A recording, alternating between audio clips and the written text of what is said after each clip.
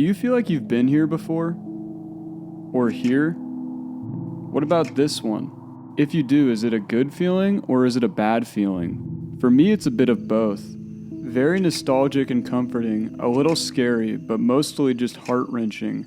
These photos are very liminal and nostalgic, but they also have some magic to them I can't quite put my finger on. In today's video, I want to explain the bizarre history of more popular liminal space photos, and explain why early 2000s aesthetics looked the way they did.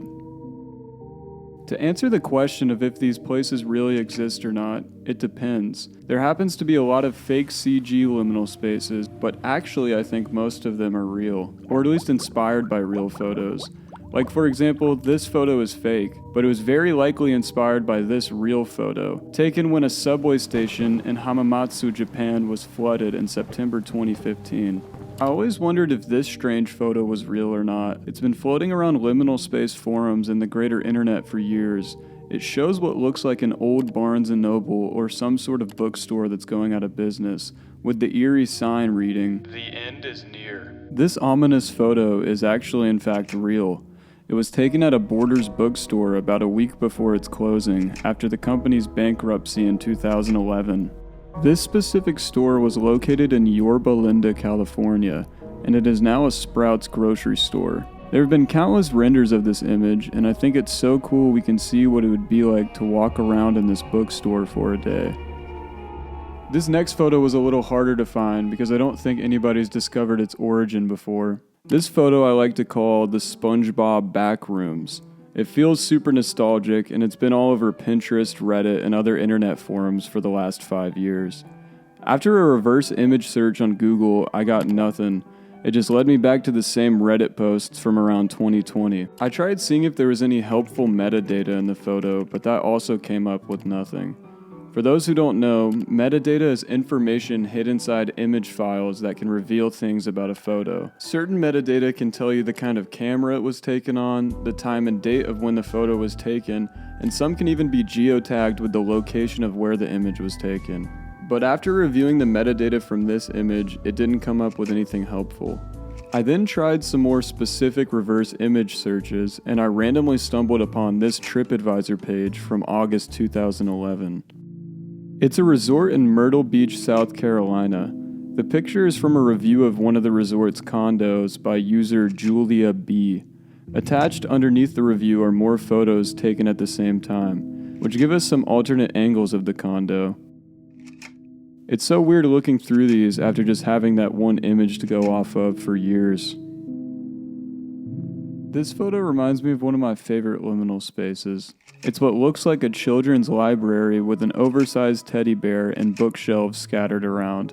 It also weirdly reminds me of a dentist office I used to visit as a kid, but the origin was recently found. It was taken in the playroom of a Ronald McDonald House Charities in Central Ohio. Its discovery gave us this alternate angle from 2017 as well. It's unknown if the room is still there the way it was, but this is where it was taken. Sometimes you can find similar photos and hidden gems on websites like Flickr, like this one I found of a public library in Westboro, Massachusetts. Looking through these photos, it's like I'm discovering forgotten images. They show a different world frozen in time. It's crazy how much things have changed in just 15 years. The world looks so much different now. The gray carpet, the wooden furniture, and low ceilings gave this place such a homey, warm feeling. This specific aesthetic reminds me so much of another aesthetic popular around the same time called Global Village Coffeehouse. The name was coined by Evan Collins of the Consumer Aesthetics Research Institute. It was a trend that dominated corporate and commercial businesses in the 1990s and early 2000s. It was originally sparked by the rejection of modern tech-oriented styles of the 1980s, and it embraced more nature and environmentalism in its design. The designs included a lot of hand-drawn art, warm tones, and light wood trim on everything. They also took a lot of indigenous designs and patterns and just threw them into a sort of hodgepodge of what's called greenwashing, the act where corporate companies deceptively mislead consumers to believing the business is environmentally friendly or organic, where in fact they're just as bad as McDonald's or any other big chain.